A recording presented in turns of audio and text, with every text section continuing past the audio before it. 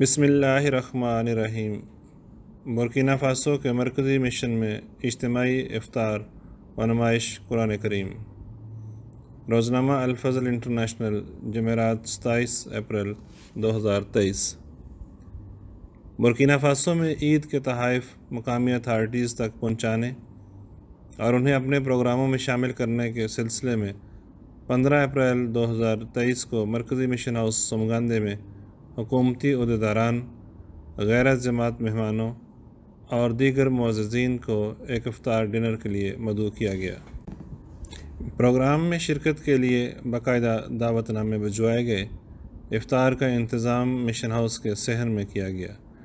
اس افطار ڈنر میں کم و بیش 200 مہمانوں نے شرکت کی۔ مہمانوں میں سابق وزیر، کئی حکومتی اداروں کے سربراہان، مسلمان کمیونٹی کے نمائندگان، کیتھولک چرچ کے آرچ بشپ، مقامی روایتی چیف، ائمہ، ڈاکٹرز اور دیگر معززین شامل تھے۔